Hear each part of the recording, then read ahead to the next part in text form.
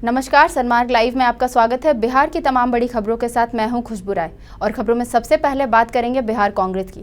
पटना में बिहार कांग्रेस की अहम बैठक हुई। इस बैठक में महात्मा गांधी की 150वीं जयंती को 7 दिनों तक मनाने की घोषणा की गई है।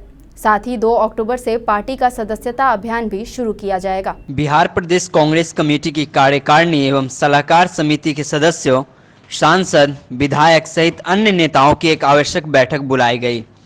बैठक प्रदेश कांग्रेस कमेटी के मुख्यालय सदाकत आश्रम में बुलाई गई। बैठक की अध्यक्षता बिहार प्रदेश कांग्रेस कमेटी के अध्यक्ष मदन मोहन झा ने की।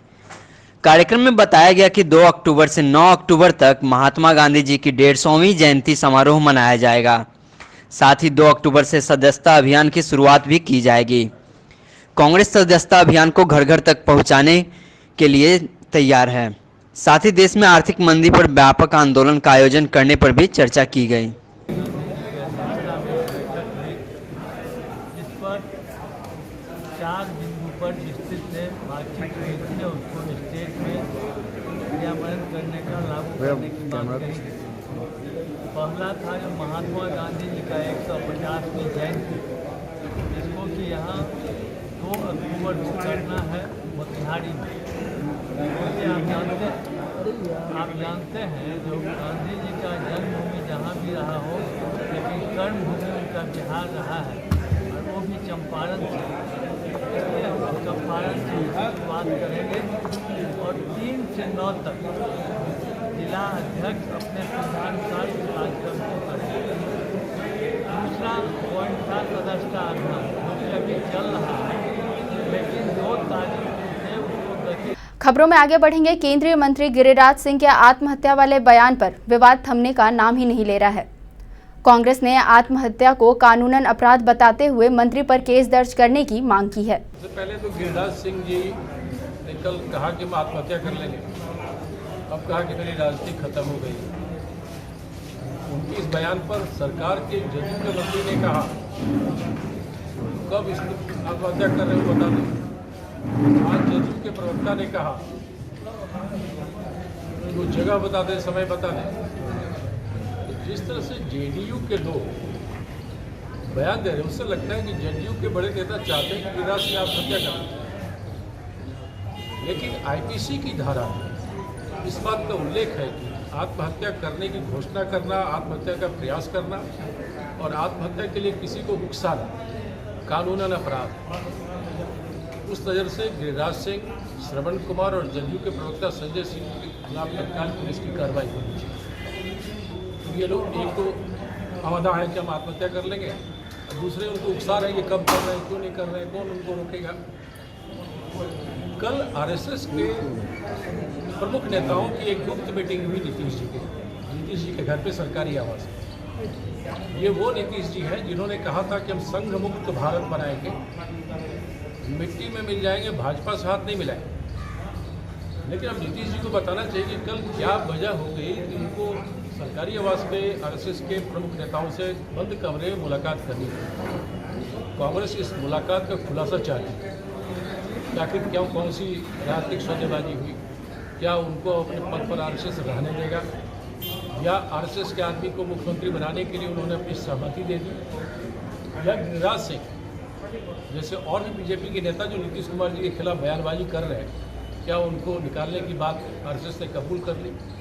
इन तमाम पहलुओं पर कांग्रेस चाहती है कि नीतीश कुमार जी अपना स्टैंड क्लियर करें, राज्य की जनता को बतावें कि आरएसएस से मिलने के पीछे, आरएसएस के नेताओं से मिलने के पीछे उनका एजेंडा क्या है। गिरिराज सिंह ने जो कहा है आज मुजफ्फरपुर, मेरी राजनीतिक पानी खत्म हो गई। मुझे लगता है कि आरएसएस बीजेपी की एक कोशिश है कि बिहार में वो अपना चीफ मिनिस्टर, नीतीश कुमार से उसका मोह भाग चुका है और आप किसी भी समय देखेंगे बिहार की सरकार गिरेगी, या तो यहाँ बीजेपी का मुख्यमंत्री होगा या बिहार को राष्ट्रपति शासन में धकेलने की कोशिश की जाए।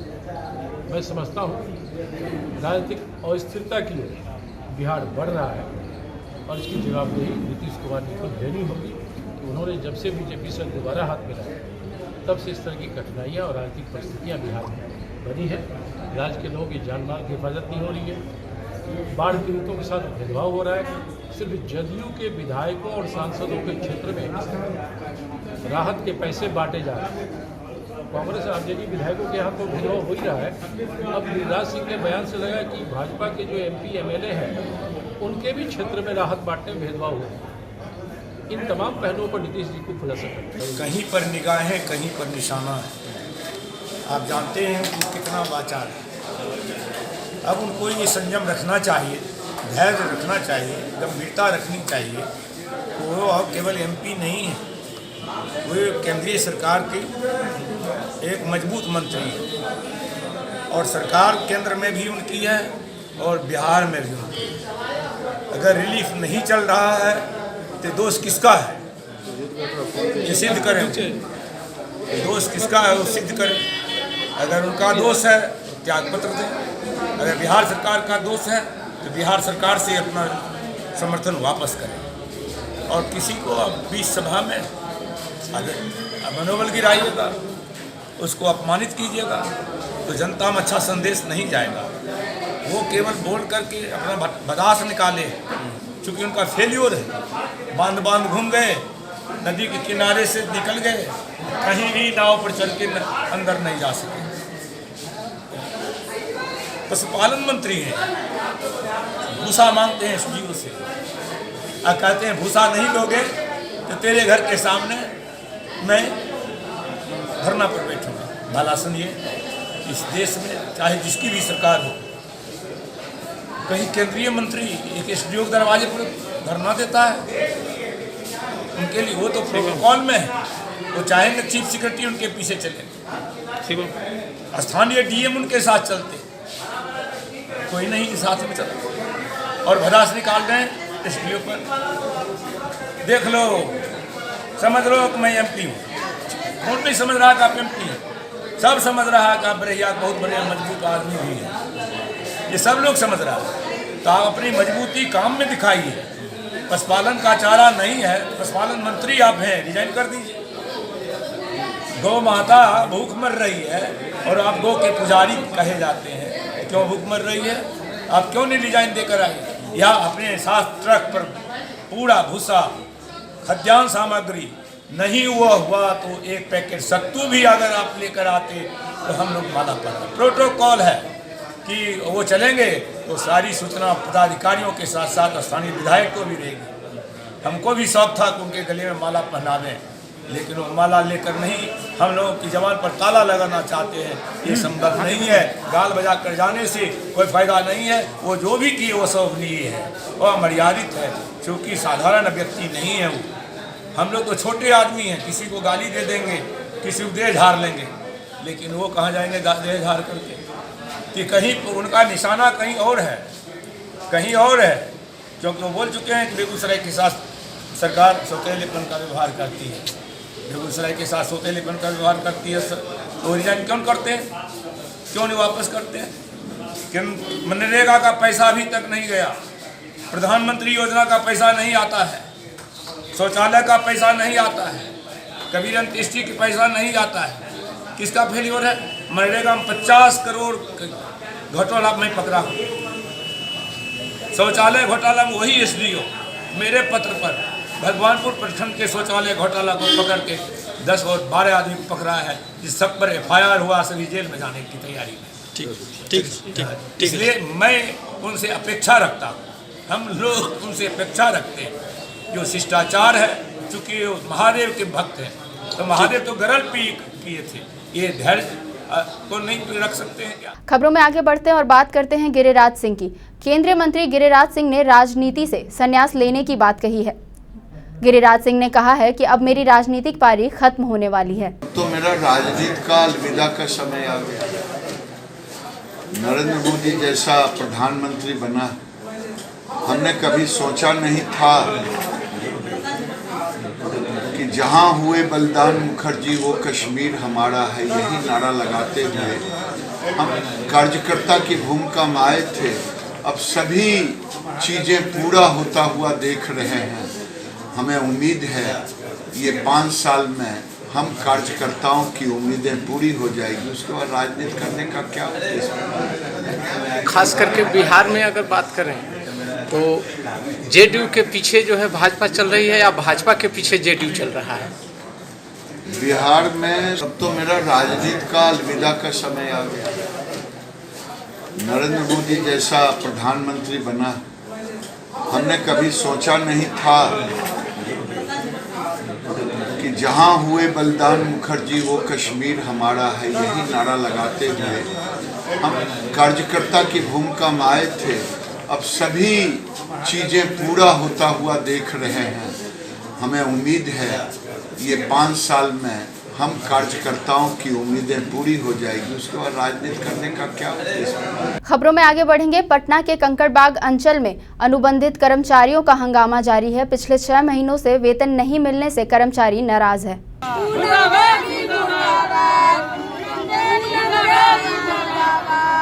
एक तरफ प्रधानमंत्री द्वारा चलाए गए स्वच्छता अभियान और दूसरी तरफ बिहार सरकार द्वारा चलाए जा रहे स्मार्ट सिटी को लेकर राजधानी को चकाचक करने की कवायद शुरू कर दी गई है। वहीं अगर हम बात करें यहाँ के निगम कर्मियों की, तो निगम कर्मियों की परेशानियाँ कुछ कम नहीं है। निगम कर्मी लगातार यहाँ पे हड़ताल पे बैठे हुए हैं। ये लोग इकट्ठा हैं अभी। आइए इन्हीं से जानते हैं कि क्या कुछ समस्याएं हैं, क्या कुछ मांगे हैं आपकी, और आप काम काज को हड़ताल पे रखकर यहाँ पे एकजुट हो गए हैं। हम लोग को पैसा नहीं मिल रहा। अच्छा, 3-4 महीना हो रहा, पैसा नहीं मिल रहा महीने हम लोग कहाँ से देंगे? बाल बच्चा कहाँ से पोसेंगे? अच्छा, आइए कुछ और लोगों से जानते हैं कि क्या कुछ समस्याएं। यहाँ महिला कर्मी भी है जो कि अनुबंधित हैं और उन्हीं से जानते हैं कि क्या कुछ समस्याएं हैं इनकी। आइए आप बताइए, तो क्या सरकार से आप क्या गुहार लगाएंगी और क्या है आपकी परेशानियाँ? हम लोग के पैसा नहीं मिल रहा है। 6 महीना से काम किए हैं, 6 महीना में 2 महीना का पैसा दिए, उसमें अलाउ किए कि 12,000 मिलेगा, पर 12,000 नहीं दे रहे हैं। खाता पर 2 महीना का भेजे हैं, किसी का 4,000, किसी का 5,000, किसी के 6,000 ऐसे भेजे हैं। 4 महीना का पैसा अटकाए हुए हैं। रोज आज कल कर रहे हैं। 4 बजे भोर से हम लोग यहाँ आके काम करते थे, झाड़ू लगाते थे, और उसमें भी पैसा नहीं दे रहे हैं। इतना सब लोग के पैसा बाकी है। अब साफा कहते हैं कि हम नहीं देंगे पैसा, हम कहाँ से दें? यहाँ के अधिकारियों का क्या कहना है? अधिकारियों का कि हम नहीं जानते हैं, कंपनी वाला जाने, कंपनी वाला का पैसा दे दिए, कंपनी वाला से लो, कंपनी वाला ही जाते हैं तो कहता है कि कमीशन पैसा नहीं दिया है, हम कहाँ से तुम लोग के दे पैसा? तो हम अपना अथी पर बैठे हुए हैं, हम लोग हड़ताल बनाए हुए हैं। 3 दिन के अंदर में मैडम बोला था कि 1 महीना के पैसा चल जाएगा आपके अकाउंट में, और 1 हफ्ता के बाद सारी पैसा जोड़ जाड़ के मिल जाएगा आप लोग के। 13 तारीख को बोला गया। हाँ, 13 तारीख को बोला गया। हाँ, पिछलका बार में मैडम बोला कि 1 महीने के पैसा आप लोग के अकाउंट में चल जाएगा, और उसको बाद 1 हफ्ता के बाद सब पैसा जोड़ जाड़ के हम दे दूंगा आप लोग के। कितना तारीख का? लिखित दिया 13 तारीख का लिखित दिया मैडम। अभी लगी हम लोग के पैसा अकाउंट में नहीं गया, हम लोग के देख लीजिए। शनिचर के न कहा शुक्रवार के कमिश्नर साहब इंगे मौड़िया में, तो कमिश्नर कहा कि अकाउंट में पैसा है आपके, ठेकेदार के अकाउंट में पैसा चल जाएगा, और शनिचर के आप लोग के पैसा अकाउंट में चल जाएगा। तो शनिचर देख लिए, सोमवार देख लिए, आज मंगलवार है, पैसा नहीं है हम लोग के अकाउंट में दिया। कितना बर्दाश्त करें, हम लोग भूखे मरे हैं, बताइए। अंचल अधिकारी क्या बोलते हैं? अंचल अधिकारी क्या बोलती है? दुनिया के अधिकारी कुछ नहीं बोल रहा है, कह रहा है कि ठेकेदार के पैसा दे दिए, ठेकेदार समझेगा। ठेकेदार हम लोग ठेकेदार भी जाते हैं तो कहता है कि निगम वाला पैसा नहीं दिया, हम लोग कहाँ से दें पैसा, बताइए। अभी मुखियालय जी कहा कि पैसा अकाउंट में चल गया है ठेकेदार के, और ठेकेदार तुम लोग का पैसा नहीं दिया है, तो कहलिए नहीं दिया है। ये जब देवे करता तो हम लोग काहे लगी जब पड़ी आते हैं हम लोग है? कुत्ता कुत्ती है कि भूखले चलते हैं, एक थाना, एक हिया, एक हुआ। अपना कमाई मांगने में हम लोग के कहता जेल डालने के लिए पूनम देवी है, बताइए। सबके नहीं कहता, हमरा कहता कि तुम बड़ी हल्ला कर दो, तुम्हारा जेल डाल देंगे, बताइए। खट्टल पैसा मांगने में हमरा कहता है जेल डालने के लिए, कौन कानून पर करिएगा? चोरी किए, डकैती किए, मर्डर किए हैं कि जेल डालिएगा, बताइए। अपन पैसा मांगे में हमरा कहता है जेल डालने के लिए। आज गाड़ी भी आप लोगों ने बंद किया? हाँ, बंद करे हुए। जब तक पैसा नहीं मिलेगा हम कमिश्नर साहब के कह दिए शुक्रवार के कि जब तक पैसा नहीं मिलेगा सर, जब तक गाड़ी नहीं निकलेगा। पटना यूनिवर्सिटी के मुख्य गेट पर ऑल इंडिया स्टूडेंट फेडरेशन के बैनर तले छात्र छात्राओं ने धरना प्रदर्शन किया है। इनका आरोप है कि रजिस्ट्रेशन होने के बावजूद बीएड की परीक्षा से इन्हें वंचित रखा जा रहा है। राजधानी पटना के पाटलिपुत्र यूनिवर्सिटी के मेन गेट पर ऑल इंडिया स्टूडेंट फेडरेशन के बैनर तले छात्रों ने धरना प्रदर्शन किया। बीएड के छात्रों ने आरोप लगाया कि उन्हें पंजीयन के बावजूद भी परीक्षा से वंचित किया जा रहा है।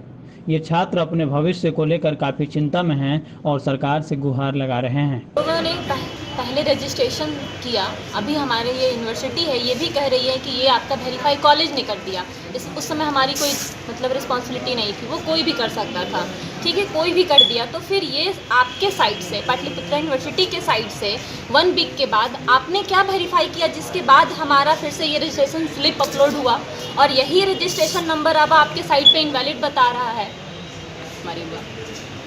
मेरा मोबाइल है,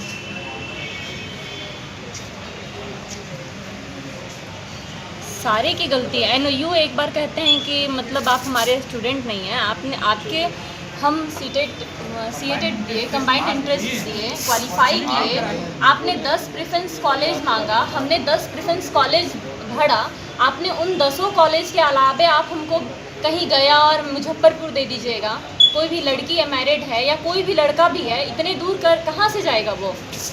राजभवन के निर्देश पर नालंदा ओपन यूनिवर्सिटी ने कंबाइंड एंट्रेंस टेस्ट लेते हुए 2018-20 में बहुत सारे विद्यार्थियों का दाखिला लिया गया।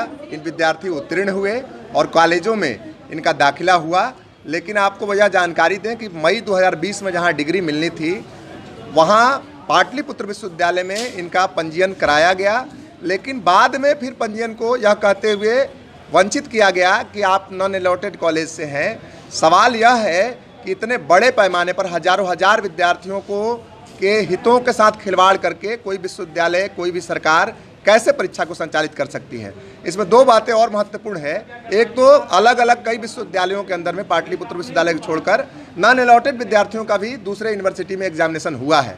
पाटलिपुत्र विश्वविद्यालय में भी कई कॉलेजों के अंदर में जो माइनॉरिटी स्टेटस अपना रखते हैं उन कॉलेजों के अंदर में लिया गया है, लेकिन बावजूद भी इन विद्यार्थियों को परीक्षा में बैठने से रोका जा रहा है। इनके पंजीयन को भी रद्द कर दिया गया है और इसके खिलाफ में हम साफ साफ कहना चाहते हैं कि पाटलिपुत्र विश्वविद्यालय को, नालंदा ओपन यूनिवर्सिटी को, राजभवन और राज्य की सरकार को कोई बड़े छात्र हित को ध्यान में रखते हुए कोई न कोई रास्ता निकालना होगा। साथ ही साथ हम यह भी कह रहे हैं कि हमारे आंदोलन की अगली लड़ाई यह भी होगी कि नालंदा ओपन यूनिवर्सिटी को जो पूरा नौटंकी का अधिकार दिया गया है, सेंट्रलाइज एडमिशन के पूरे प्रोसेस को कंडक्ट करा रही है, जैसे ग्रेजुएशन के एडमिशन का जिम्मा विश्वविद्यालयों को दिया गया है, उसी तरह बीएड के एडमिशन का जिम्मा या तो विश्वविद्यालय को या कॉलेजों को दिया जाए। इस बात को लेकर भी हम लड़ाई लड़ेंगे। मांगे अगर पूरी नहीं होती है तो यूनिवर्सिटी की तरफ से हम अनिश्चितकालीन धरना पर आज से बैठे हुए हैं। निश्चित ही आप जानते हैं कि आईएसएफ अगर किसी सवाल को अगर लड़ाई को शुरू करता है तो उसको अंतिम मुकाम तक पहुंचाने में हमारा वास्ता रहा है, हमारी कोशिश रही है। हम किसी भी हद तक यह बात जाएंगे। आगे में हमारे आंदोलन का चरण भूख हड़ताल हो सकता है, जगह जगह पर पूरे बिहार के अंदर में चक्का जाम का हम कॉल दे सकते हैं, या इस तरह का कोई भी लॉ एंड ऑर्डर की अगर स्थिति अगर बिगड़ती है, शांतिपूर्ण तरीके से हम धरने पर बैठ सकते हैं। तो आंदोलन को उग्र करके सरकार को मजबूर भी कर सकते हैं ताकि छात्र हित में कोई निर्णय लिया जा सके। खबरों में आगे बढ़ेंगे। इस बार पटना में रामलीला महोत्सव के आयोजन पर ग्रहण लग गया है। आयोजकों का कहना है कि सारी तैयारियां होने के बावजूद सुरक्षा कारणों का हवाला देकर प्रशासन ने इस बार रोक लगा दी है। इस बार पटना में रामलीला महोत्सव नहीं मनाई जाएगी। जी हाँ, ऐसा ही कुछ कहना है पटना में रामलीला आयोजकों का। हालांकि दशहरा ट्रस्ट समिति के सचिव अरुण कुमार ने बताया कि रामलीला के लिए यूथ हॉस्टल को बुक किया गया था, जिसे पहले प्रशासन के द्वारा नहीं रोका गया था, लेकिन भूमि पूजन करने के बाद प्रशासन द्वारा इस पर रोक लगा दी गई है। उन्होंने बताया कि पार्किंग और सुरक्षा के दृष्टिकोण से प्रशासन के द्वारा रोक लगाई गई है, जबकि 64 सालों से दशहरा ट्रस्ट समिति की ओर से रामलीला कार्यक्रम का आयोजन किया जाता था, लेकिन इस बार रामलीला के आयोजन न होने से रावण वध पर भी ग्रहण लगता नजर आ रहा है। रामलीला तो हम लोग गांधी मैदान में करना चाहते थे और पूर्व कमिश्नर रॉबर्ट चोंगथू के आश्वासन के बाद हम लोगों ने गांधी मैदान का आरक्षण की चिट्ठी भी दी थी। लेकिन नए कमिश्नर के आने के बाद हम लोग, कमिश्नर साहब तो आज तक हम लोग से मिल भी नहीं पाए संस्था के, हम लोग कई बार कोशिश किए, मिले भी नहीं। बाद में हम लोग जिलाधिकारी को इस संबंध में जानकारी दी तो जिलाधिकारी ने मिल के कहा, उन्होंने, हमारे अध्यक्ष कमल नोपानी और हम दोनों मिलने गए थे, तो जिलाधिकारी ने कहा कि वहाँ कानून व्यवस्था के दृष्टिकोण से हम रामलीला आप लोग गांधी मैदान में करने की इजाज़त नहीं देंगे। तो फिर इस बार किया नहीं तो उसके बाद रामलीला हम लोग यूथ हॉस्टल पटना में करने का निश्चय किया। उसके लिए हम लोगों ने उसकी पूरी तैयारी की। वृंदावन से 40 कलाकारों की टीम को हम लोगों ने अनुबंध कर लिया, 50,000 रुपये एडवांस भेज दिया। यूथ हॉस्टल का हम लोगों ने बुक कर लिया 10 दिन के लिए, वहाँ भी हम लोगों ने एडवांस कर दिया।